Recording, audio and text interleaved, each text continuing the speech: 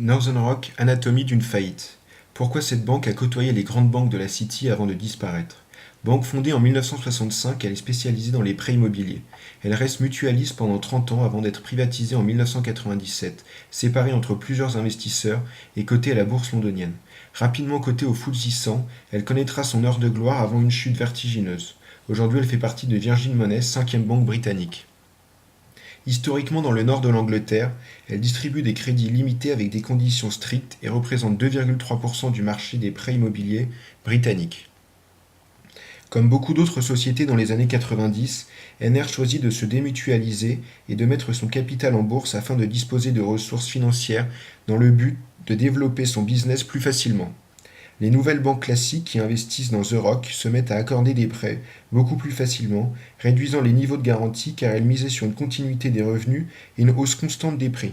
Cette stratégie amènera à la défaillance de The Rock en 2007.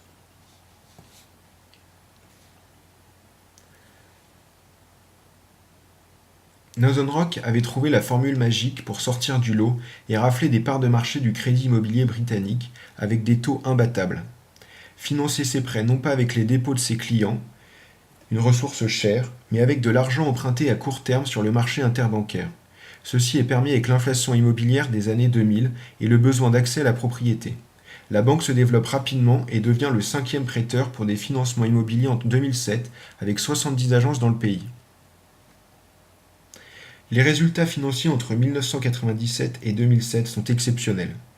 Croissance et rendement des fonds propres supérieurs à 20% chaque année, tout en respectant les ratios de Bâle II. L'action passe de 2,8 à 12 livres en 10 ans. Pour alimenter sa stratégie de croissance très agressive, elle a dû chercher d'autres sources de financement basées sur les emprunts immobiliers, comme la titrisation et l'émission de covered bonds, principalement auprès de Lehman Brothers, qui a également connu une progression fulgurante dans les années 2000. L'effet de levier a explosé avec une forte progression des crédits et des dépôts risqués relativement bas. The Rock se finance à 75% sur les marchés et à court terme avec un taux Euribor 3 mois à 2% entre 2003 et 2006. Mais la crise des subprimes apparaît et les banques deviennent méfiantes devant l'opacité des comptes. Il n'y a plus de prêts interbancaires. Fin août 2007, l'Euribor 3 mois passe à 5,75%. De plus pour Northern Rock, vendredi 14 septembre 2007, en plus de ne pouvoir se financer sur les marchés, suite à une information reprise par la BBC, les clients veulent récupérer leur argent. On assiste à un bank run. 1 milliard le premier jour, environ 5% des dépôts totaux de la banque, et 2 milliards le lundi suivant. L'action dévisse de 32 puis 40%. Le lundi soir, le gouvernement annonce la garantie de tous les dépôts. Northern Rock, qui avait un rôle de transformation de crédit long terme et des financements court terme, se retrouve à court de liquidités. Entre le bank run et la fuite des dépôts wholesale, le bilan de la société s'écroule. Le 14 septembre, NR demande à la Banque d'Angleterre de lui prêter de l'argent en dernier ressort pour accroître ses liquidités.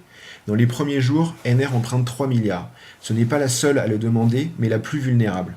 Le gouvernement estime une aide entre 20 et 30 milliards de livres d'ici la fin de l'année.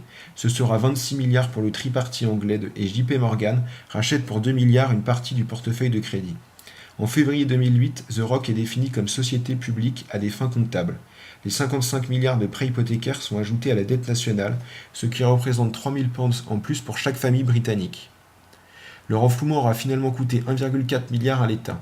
Virgin rachète pour 747 millions avec des options à terme, mais qui laisse une ardoise de 400 millions pour l'État et le contribuable britannique.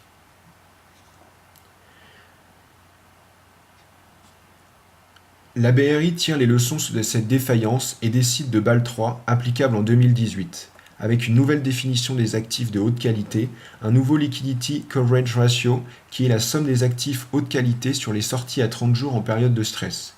Aussi, un nouveau Net Stable Funding Ratio qui représente les besoins en ressources qui doivent être inférieurs aux ressources disponibles, et enfin un ratio de levier limité à 3%.